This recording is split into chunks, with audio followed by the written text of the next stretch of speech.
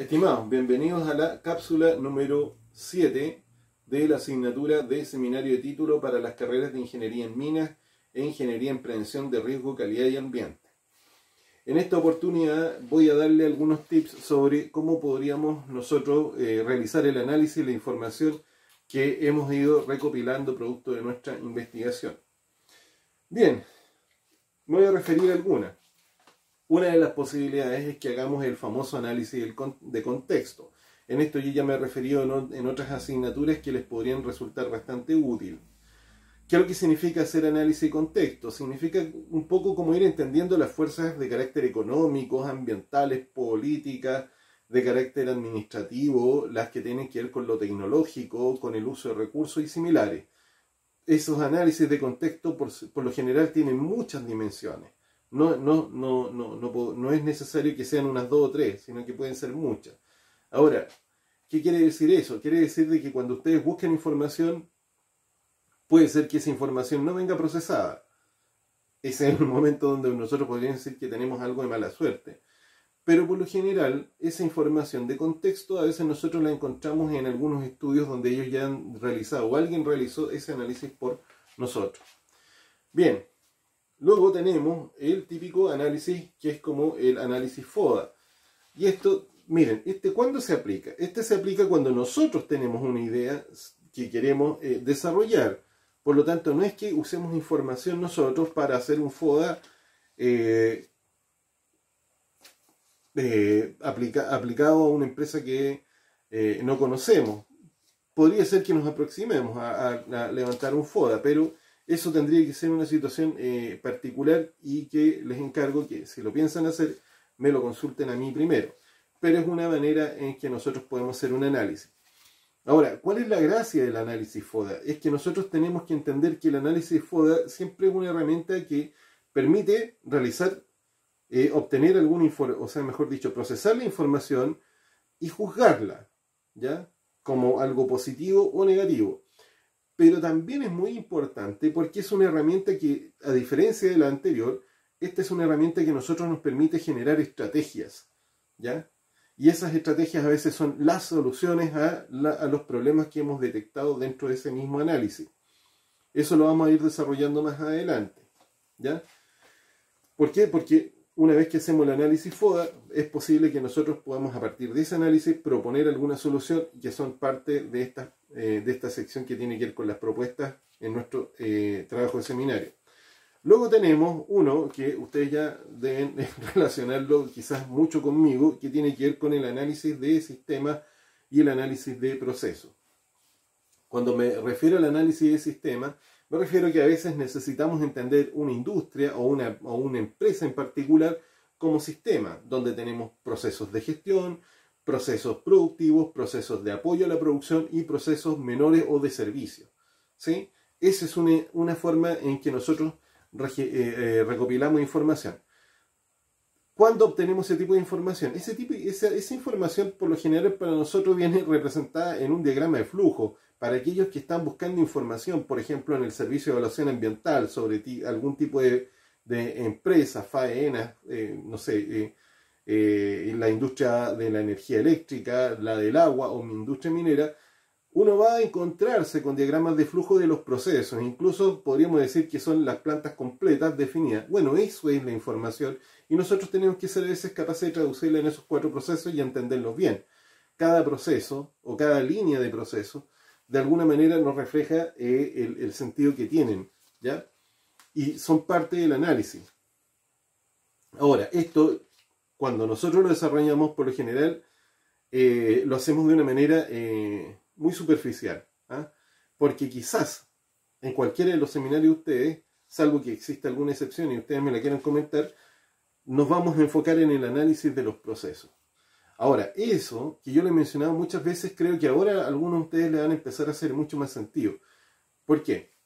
Porque resulta que cuando nosotros hacemos el análisis de procesos, nosotros estamos analizando un proceso en términos de sus dimensiones, mejor dicho, en términos de sus elementos. Cuando nosotros nos concentramos en las variables, los parámetros de esos procesos o en los indicadores asociados a esos procesos, nosotros estamos haciendo análisis, ¿sí? Cuando esa información está lista, bueno, genial, pero a veces no se encuentra lista y nosotros somos los que tenemos que desarrollar ese análisis. Ahora, eso es muy típico de aquellos que van a estar desarrollando, por ejemplo, una propuesta o tienen algún diseño en mente, ¿ya?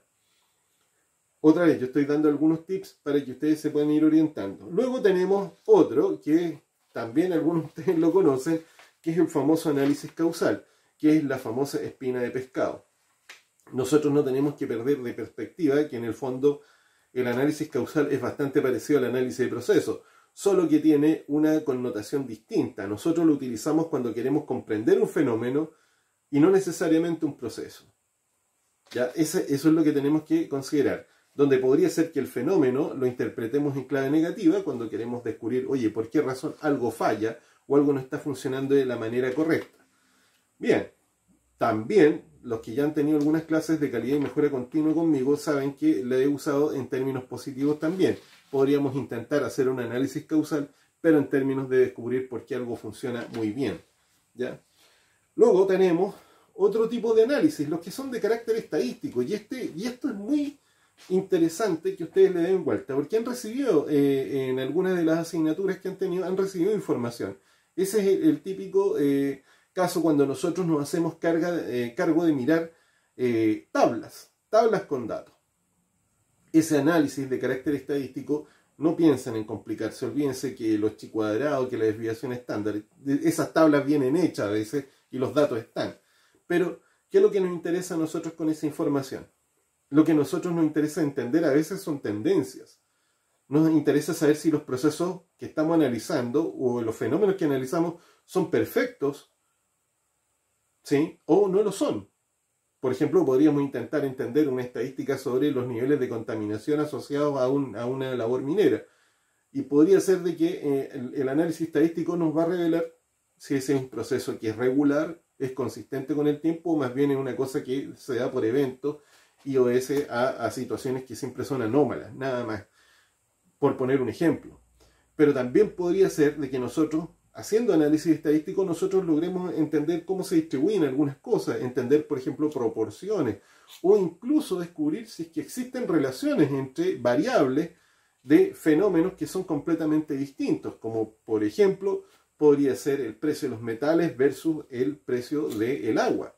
Podría ser que asociamos el precio del agua al precio de la energía, y así por el estilo, o la profundidad en la que estamos sacando agua versus el costo de energía que esté asociado. Esos son datos que nosotros podemos, analizar de manera estadística. Bien, por el otro lado, ¿qué hacemos cuando nosotros analizamos datos que provienen de estudios? Esto es mucho más fácil, porque por lo general, si nosotros estamos analizando datos que tienen que ver de un estudio, basta con que nos vayamos a la sección de conclusiones. Y ahí nosotros podemos digerir un poco de esas o alimentarnos de esas conclusiones.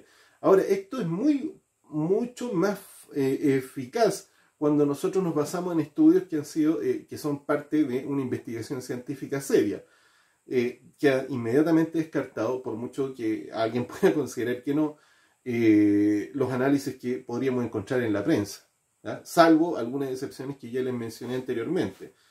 ¿Por qué? Porque los periodistas no necesariamente son expertos o tienen toda la información necesaria para llegar a algo. Por lo general, las conclusiones que presentan tienen que ver, y lo dicen ellos mismos, tienen que ver con la información que ellos tienen hasta ese momento o con la única información que pudieron recopilar. Eso sería por una parte. Ahora, luego tenemos el análisis de la información que nos entregan expertos. Y esto puede provenir de conversaciones que podemos tener, o más bien pueden provenir de lo que hemos buscado en algún paper, en la prensa o en algún reportaje. Ahora, es importante que en ese caso nosotros nos limitemos y seamos capaces de acotar que esa información, cuando la analizamos, tiene un alcance. ¿Eso qué quiere decir? Quiere decir que no la podemos aplicar a todo. ¿Por qué? Lo voy a plantear de la siguiente manera. Imagínense que tienen un experto sobre el clima de la región, de la zona norte de Chile, y que nos habla de cuál es la disponibilidad de agua que tenemos, por las razones que sean, por temporada, pensando en el agua que puede provenir de los poquitos ríos que tenemos. Entonces, uno dice, ojo, a veces te pueden estar dando una información y te dicen, bueno, el agua es escasa, voy a decirlo así. Y lo que están planteando es que el agua es escasa quizás en la temporada de invierno. Y dice, ¿por qué? Porque el agua proviene del deshielo y en invierno los hielos no se están derritiendo. Diferente es que lo que pasa en el verano, donde aumenta el caudal de los ríos que tenemos. Pongo un caso, puedo estar re equivocado con mi ejemplo, pero quiero que lo analicen. Por lo tanto, yo no puedo generalizar. Si leo que me están diciendo, oye, a ver, el agua es escasa, y no tomo nota que me están diciendo que esa afirmación es específica de un periodo del año, yo me voy a equivocar si hago esa afirmación después sin fijarme el contexto o el alcance que tiene esa información. Por lo tanto, ojo con eso. Luego nosotros, ¿qué es lo que tenemos?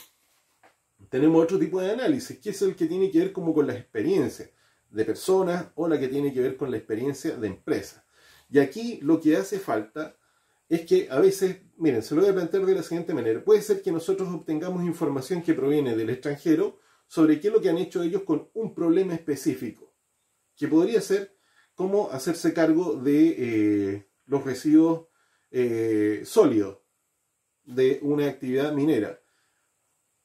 Y simultáneamente encontramos una experiencia que es de carácter nacional y que podría estarse dando, no sé, en la segunda región. Y además podríamos encontrarnos con una experiencia respecto a la misma gestión de esos residuos sólidos con una empresa que es de carácter local. En ese caso, nosotros podemos comparar esa información y a partir de eso, nosotros ir haciéndonos una suerte de idea de cómo funcionan estos procesos, ¿ya?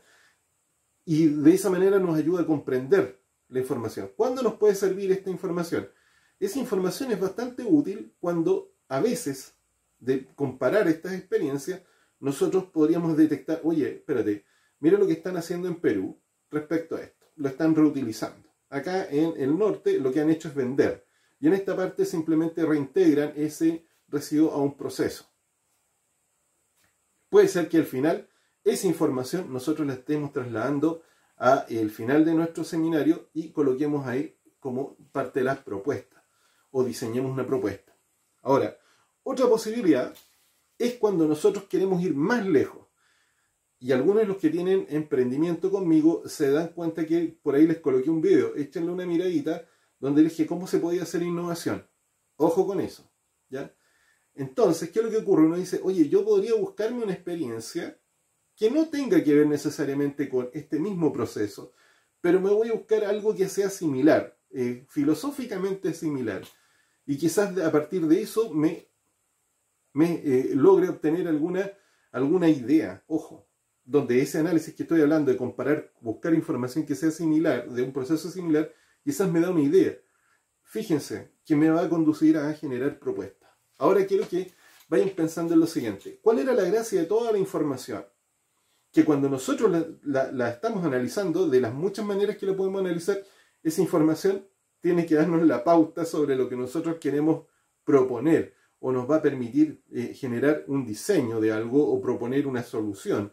Piensen, esa información solo tiene sentido que la analicemos porque nos va a generar ideas. Y ahí es donde nosotros aplicamos la ingeniería y generamos nuestras propuestas.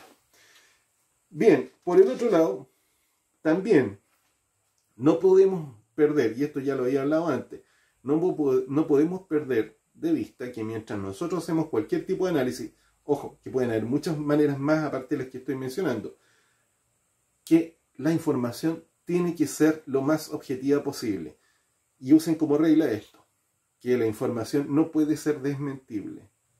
¿Ya? Entre menos desmentible sea la información, nosotros podemos tener más seguridad sobre el análisis que estamos realizando. O en otras oportunidades nos vamos a encontrar con alguna información que es de carácter subjetivo, más bien puede ser opinable, ¿ya? Que es como lo que alguien podría pensar sobre coloquemos el ejemplo de la minería, ¿ya? Ahí tenemos gente que está en contra y gente que está a favor. Yo no podría decir, bueno, eso ya son opiniones subjetivas. Bien, lo dejo hasta acá y nos estamos viendo en la sesión de Teams.